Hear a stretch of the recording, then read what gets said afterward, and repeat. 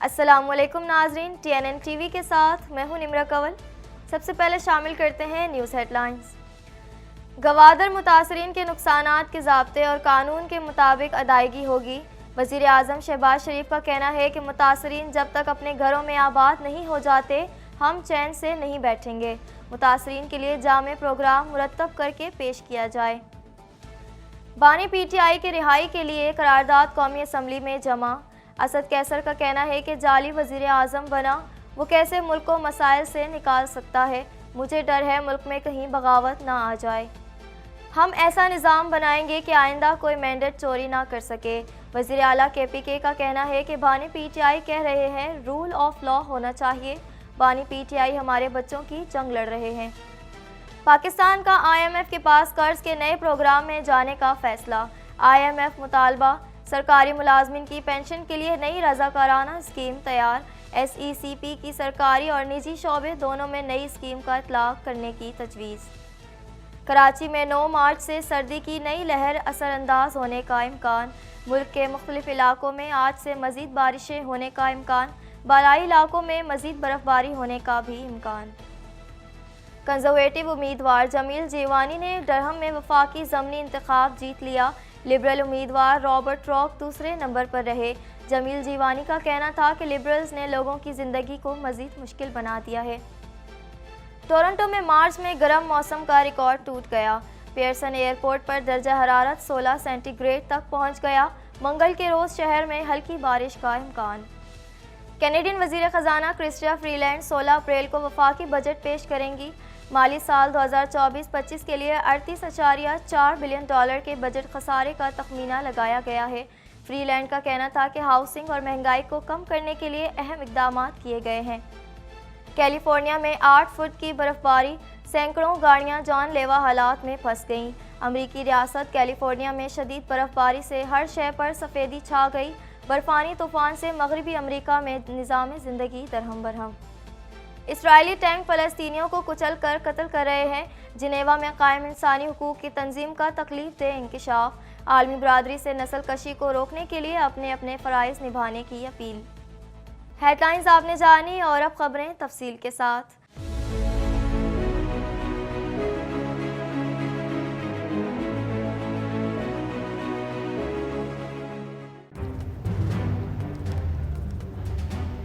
Islamic Finance TV, the only TV channel of the fastest growing Islamic economy in the world and the prime mover of Islamic finance news. Follow us on our social media handles and watch our reports and educational program at www.islamicfinancetv.com. For advertisement, please contact us at islamicfinancetv@gmail.com.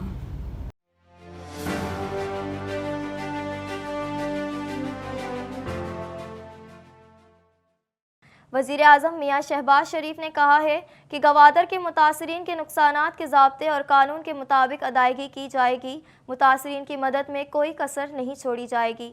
مزید احوال اس report میں۔ وزیر اعظم میاں شہباز شریف نے کہا ہے کہ گوادر کے متاثرین کے نقصانات کی ضابطے اور قانون کے مطابق ادائیگی کی جائے گی۔ متاثرین کی مدد میں کوئی کسر نہیں چھوڑی جائے گی۔ متاثرین کے لیے جامع پروگرام مرتب کر کے پیش کیا جائے۔ وزیر اعلیٰ بلوچستان سرفراز بگٹی اور دیگر ارکان اسمبلی بھی گوادر پہنچ گئے۔ وزیر اعلیٰ بلوچستان سرفراز بگٹی نے وزیر اعظم شہباز شریف کے گوادر کا دورہ کرنے پر استقبال کیا۔ Chief secretary Balochistan, commissioner Makran اور ڈپٹی کمشنر بھی اس موقع پر موجود تھے۔ وزیر اعظم میاں شہباز شریف نے دورے کے موقع پر میڈیا سے گفتگو کرتے ہوئے کہا کہ آپ کے گھر ڈوب گئے، ہم اسلام آباد میں کیسے بیٹھ سکتے ہیں؟ پہلی فرصت میں گوادر حاضر ہوا ہوں۔ جدید ٹیکنالوجی اور سیٹلائٹ کے ذریعے آفات کی پیش گوئی کے لیے نظام واضح کیا جائے۔ مقامی انتظامیہ کے افسروں نے دورے کے دوران وزیر اعظم کو بریفنگ دیتے ہوئے کہا کہ طوفانی بارشوں سے جیونی سمیت دیگر علاقوں سے نقصان پہنچا۔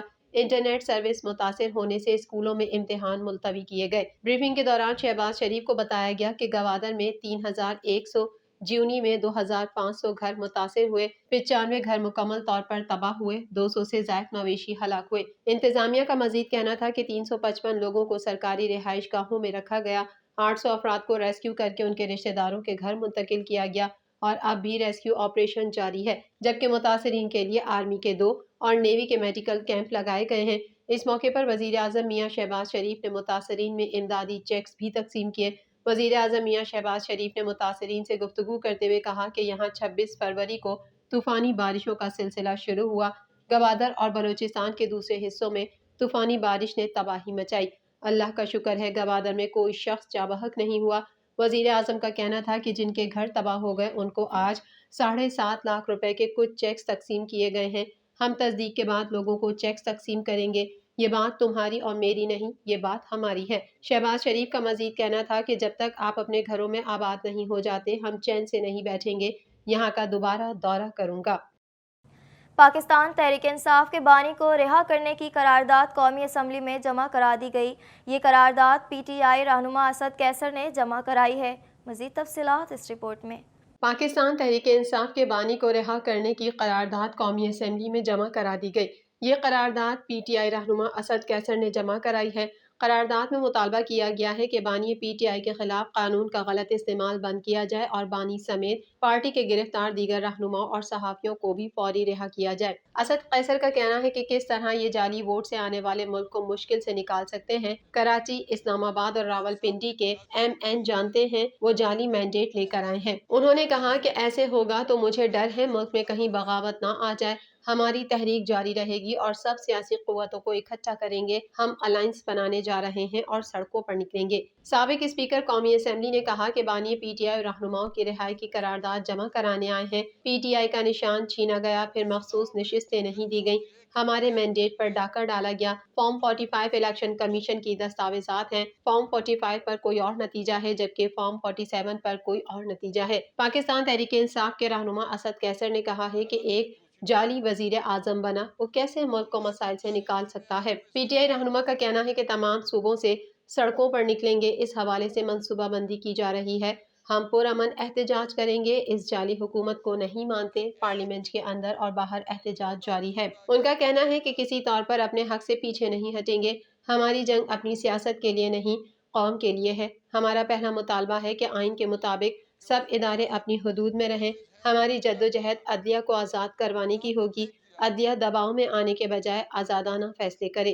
اسد کیسر نے مزید کہا کہ 9 مئی واقعات کی ہم نے ہمیشہ مذمت کی، اس پر جوڈیشل کمیشن بنایا جائے۔ اگلے اجلاس میں ہم سیاسی قیدیوں کی قرارداد کو پاس کرائیں گے۔ ہمارے خلاف ایک دن میں 14 گھنٹے کیسز چلائے گئے، ایک دن میں 2 عدالتیں لگا کر انصاف کے تقاضوں کو پامال کیا گیا۔ ہم آج یہ قرارداد اسمبلی میں پیش کر رہے ہیں کہ عمران خان کے خلاف جتنی مقدمات ہیں وہ فی الفور واپس لی جائیں۔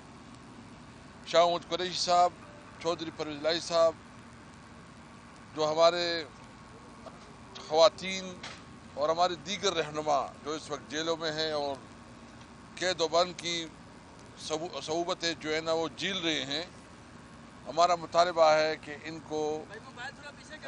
کو فوری طور پر رہا کیا جائے۔ خیبر پختونخوا کے وزیر اعلیٰ علی امین گنڈاپور نے کہا ہے کہ چیف جسٹس سے گزارش ہے 9 مئی پر کمیشن بنائیں۔ ہم پشاور میں پرامن احتجاج کریں گے، ہمیں ریزرو سیٹس نہیں ملی۔ مزید تفصیلات اس رپورٹ میں۔ خیبر پختونخوا کے وزیر اعلیٰ علی امین گنڈاپور نے کہا ہے کہ چیف جسٹس سے گزارش ہے 9 مئی پر کمیشن بنائیں، ہم پشاور میں پرامن احتجاج کریں گے، ہمیں ریزرو سیٹیں نہیں ملی۔ میرے صوبے کے کچھ حقوق ہیں، حقوق کے لیے میں اسلام آباد آؤں گا، اسٹیبلشمنٹ سے مفاہمت ہوگی تو اس کا فیصلہ بانی پی ٹی آئی کریں گے۔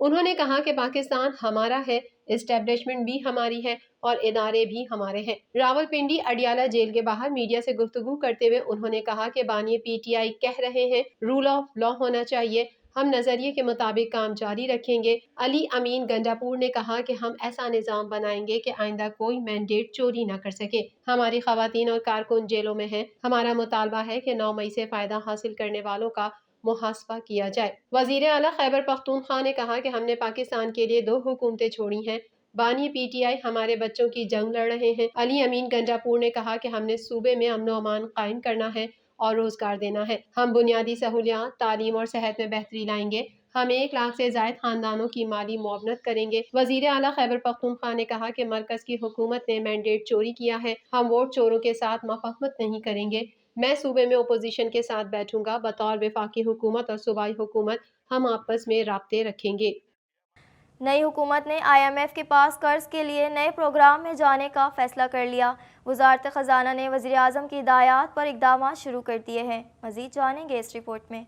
नई हुकूमत ने IMF के पास कर्ज के नए प्रोग्राम में जाने का फैसला कर लिया। वज़ारत ख़ज़ाना ने वज़ीर आज़म की हिदायत पर इक़दामात शुरू कर दिए हैं। IMF के एक और मुतालबे को सामने रखते हुए वफाकी हुकूमत ने सरकारी मुलाजमीन की पेंशन का बड़ा बोझ ख़त्म करने के लिए नई रज़ाकाराना पेंशन स्कीम तैयार कर ली। मीडिया रिपोर्ट के मुताबिक ज़राए वज़ारत ख़ज़ाना का कहना है कि नई pension scheme securities and exchange commission ने तैयार की है, जिसके तहत नए सरकारी मुलाजमीन को हुकूमती पेंशन के बजाय रज़ाकाराना पेंशन स्कीम दी जाएगी। वफाकी हुकूमत सरकारी मुलाजमीन की रजामंदी से उनको नई स्कीम में मुंतकिल कर सकती है।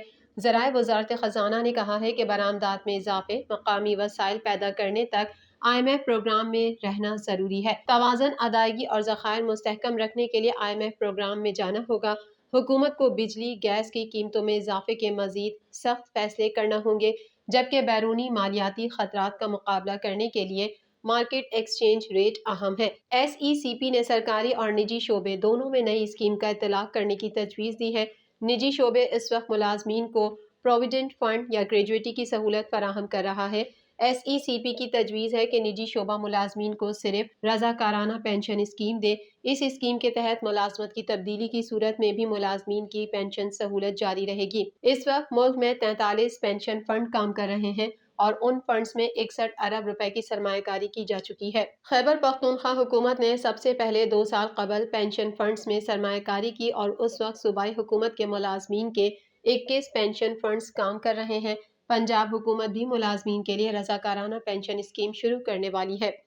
मुल्क के मुख्तलिफ इलाकों में मंगल से जुमेरात तक मज़ीद बारिशें होने की पेशन गोई की गई है, जबकि 9 मार्च को एक दूसरा मगरबी सिलसिला बलोचिस्तान के रास्ते दाखिल होगा। मज़ीद जानेंगे इस रिपोर्ट में। मुल्क के मुख्तलिफ इलाकों में मंगल से जुमेरात तक मजीद बारिशें होने की पेशगोई की गई है, जबकि 9 मार्च को एक दूसरा मगरबी सिलसिला बलोचिस्तान के रास्ते दाखिल होगा, जो कराची समेत देही सिंध तक फैल सकता है। कराची में कोयटा से चलने वाली हवाओं की रफ्तार फिर बढ़ गई और इस वक्त शुमाल मशरकी सिंध से चलने वाली हवाओं की रफ्तार 25 किलोमीटर फी घंटा रिकॉर्ड हो रही है। महकमा मौसमियात का कहना है कि दिन के बेशतर वक्त चलने वाली हवाओं की रफ्तार 40 किलोमीटर तक बढ़ सकती है, जबकि तंतो तेज हवाओं के सबब दर्जा हरारत में कमी मुतवक्के है। मौजूदा सर्दी की लहर कल तक बरकरार रह सकती है। आज कम से कम दर्जा हरारत 13 डिग्री सेंटीग्रेड रिकॉर्ड हुआ। महकमा मौसमियात के मुताबिक मंगल से एक नया मगरबी सिलसिला भी बलोचिस्तान के रास्ते मुल्क में दाखिल होगा, लेकिन दाखिल होने वाला सिस्टम सिर्फ बलोचिस्तान पर हवा और बारिश की शक्ल में असरात दे सकता है। दूसरी जानिब खैबर पख्तूनख्वा और गिलगित बल्तिस्तान में बारिशों का नया स्पेल बरसने को तैयार है, जबकि बालाई इलाकों में मजीद बर्फबारी होने का भी इम्कान है। आज से शुरू होने वाला बारिशों का सिलसिला 7 मार्च तक जारी रहने की तवक्को है। बर्फबारी से बंद लुआरी टनल की सड़क को खोल दिया गया। मरी में पढ़ना के मकाम पर बारिशों के बायस बड़ा इलाका लैंड स्लाइडिंग की जद में है, जिसकी वजह से मरी और कोटली सतियां का जमीनी राब्ता मुनक़ता हो गया। लैंड स्लाइडिंग के बायस 5 घर मुकम्मल तबाह, जबकि 2 को जुज़वी नुकसान पहुंचा है। बलोचिस्तान में बारिशों के नए स्पेल की पेशगोई की गई है, जिससे गवादर समेत बलोचिस्तान के 16 अजला मुतासिर होने का इम्कान है। इस हवाले से हुक्काम ने अलर्ट जारी कर दिया। गवादर में तबाहकुन बारिशों के बाद मुतादिद इलाकों में अब भी पानी मौजूद है, जिससे मुतासिरा महलों में बीमारियां फैलने का खदशा है। DGPDMA बलोचिस्तान जहांसेब खान ने शहर के 85% से ज्यादा हिस्से से पानी निकालने का दावा किया है। उनका कहना है कि इमदादी सरगर्मियों में मुकामी इंतजामिया, पाक फौज और दीगर इदारों ने भरपूर किरदार अदा किया। जहांसेब खान ने मजीद कहा कि हुकूमत सिंध की जानिब से दी गई पंपिंग मशीनों से भी बहुत मदद मिली। मज़ीद खबरें भी बुलेटिन का हिस्सा होंगी, मगर इस ब्रेक के बाद।